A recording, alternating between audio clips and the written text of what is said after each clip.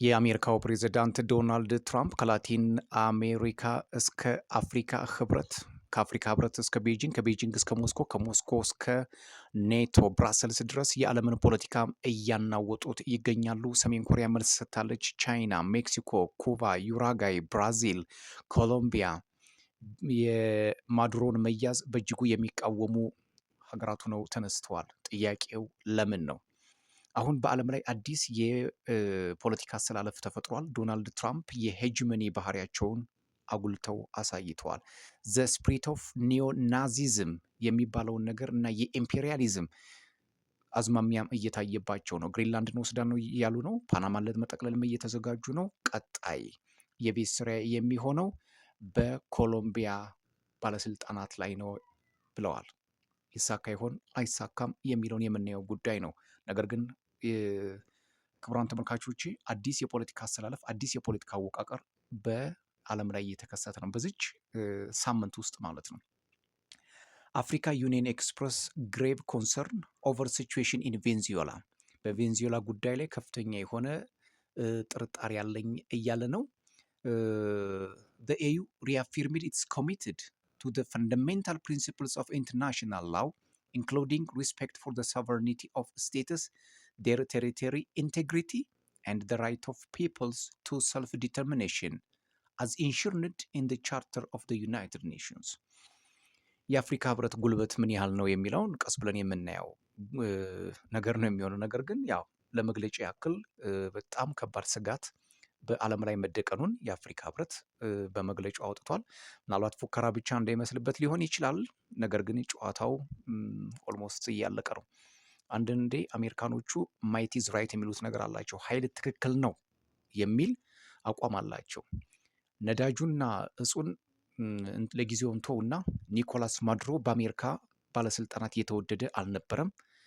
አስፈላጊውን ዘመቻ አድርገው የሚከፈለው መስዋዕትነት ከፍለው የደቡብ ጦር ዘመቻ የሚለውም ደግሞ ኦፕሬሽን ሳውዘርን ስፒርስ በሚለው ዘመቻቸው እንግዲህ ጠቅለው አስገብተው ለፍርድ አቅርበውታል።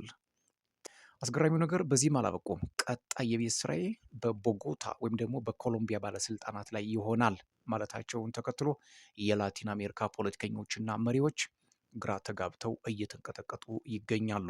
በዛ በኩል ቻይና፣ ሩሲያ፣ ሰሜን ኮሪያ፣ ህንድ እንዲሁም ደግሞ ብራዚልን ጨምሮ ሌሎች ሀገራት ቁጣቸውን እያሰሙ ነው።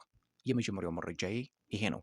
ዶናልድ ትራምፕ ወደ ግሪንላንድ ሄጄ ጠቀለላለሁ ማለታቸው ደግሞ በዴንማርክ ባለስልጣናት ጥርስ ውስጥ እንዲገቡ አድርጓቸዋል። ኔቶም እያጉረመረመ ነው። የባልቲክ ሀገራት የሩሲያ ስጋት አለብን እያሉ ነው።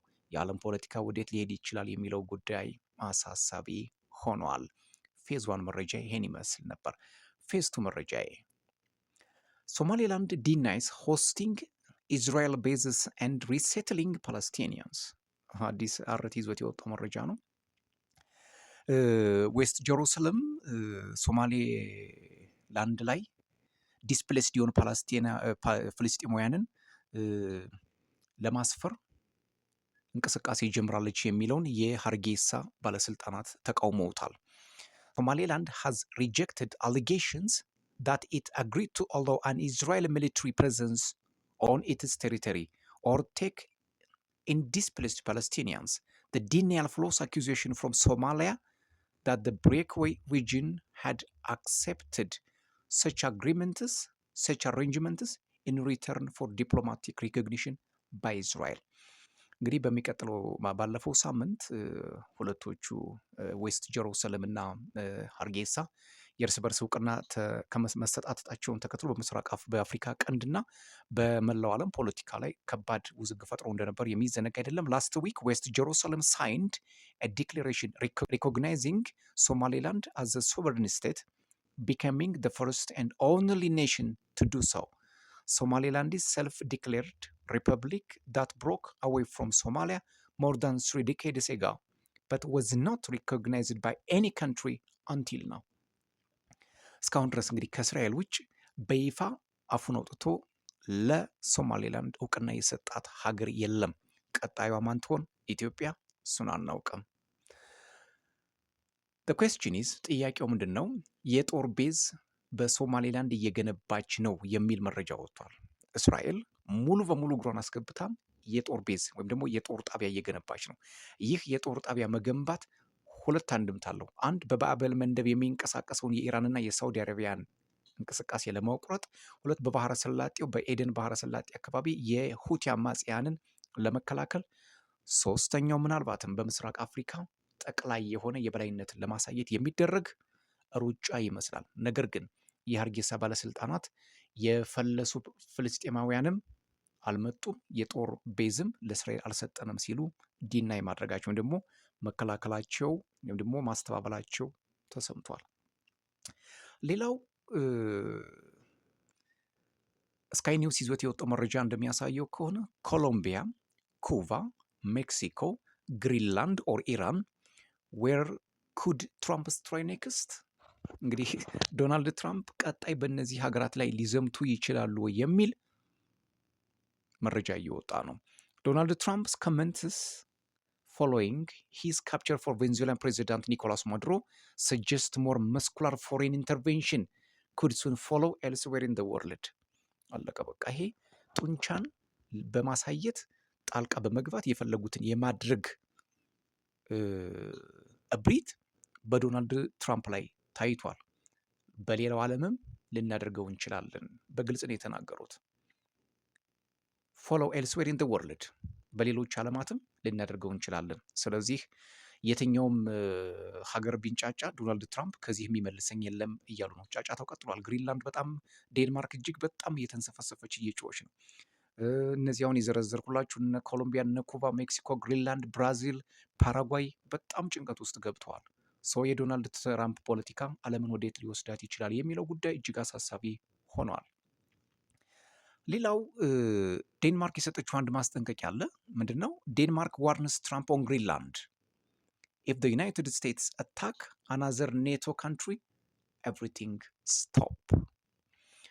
ዶናልድ ትራምፕ የኔቶ አባል አሜሪካ የኔቶ አባል ሀገራት ሆና ሌላ የኔቶ አባል ሀገራትን የምታጠቃ ከሆነ ጨዋታው ተቀየረ ማለት ነው። ዶናልድ ትራምፕ የኔቶን ህግም ጥሰዋል፣ የአሜሪካንም ህግ ጥሰዋልኝ፣ የዓለም አቀፉን ህግም ጥሰዋል። it is very difficult situation for the coming world ማለት ነው። አሁን ለሚቀጥለው የዓለማችን የፖለቲካ ጉዳይ እጅግ በጣም አሳሳቢ ሆኗል። ሌላው the ታይምስ ይዞት የወጣው መረጃ የኢራኑ ሁለንተናዊ መሪ አያቶላህ አሊ ሀሚኒ 20 የቅርብ ሰዎቻቸውንና 80 የሚሆኑ አጋሮቻቸውን ይዘው ወደ ሞስኮ ሊሄዱ ይችላሉ የሚል መረጃ አውጥቷል። ይሄ መረጃ በደንብ ይፋ ከሆነ በኋላ ነው ወደ ትንታኔ የምገባው። አያቶላህ አሊ ሀሚኒ የ86 ዓመቱ አዛውንት የሶሪያው ፕሬዚዳንት በሽር አልአሳድ ዕጣ ሊገጥማቸው እንደሚችል ብዙ መገናኛ ብዙሃን እየተናገሩ ነው። ታይምስ ይህን መረጃ እንዲሁ ዝም ብሎ አይደለም ያወጣው። ፕላምቢያቸው የአያቶላህ አሊ ሀሚኒ ፕላምቢ ሞስኮ ሁና ተቀምጣለች። በከፍተኛ ቢሊዮን ዶላር ምዝበራም ጥያቄ ይነሳባቸዋል። እንግዲህ ሳምንት ሊሞላው የተቃረበው የኢራን አመፅ እጅግ በጣም እየተቀጣጠለ ነው። የቴህራን ባለስልጣናት መደበቂያቸው ማን ሊሆን ይችላል የሚለውን ቀስ ብለን የምንመለከተው ጉዳይ ነው የሚሆነው። ለዛሬ እንግዲህ የነበሩኝ አጭር መረጃዎች እነዚህን ይመስሉ ነበሩ። ሰብስክራይብ፣ ላይክ፣ ሼር፣ ኮሜንት እያደረጋችሁ ቤተሰብ እንድትሆኑ የአክብሮት ግብዣዬ ነው። ሰላም።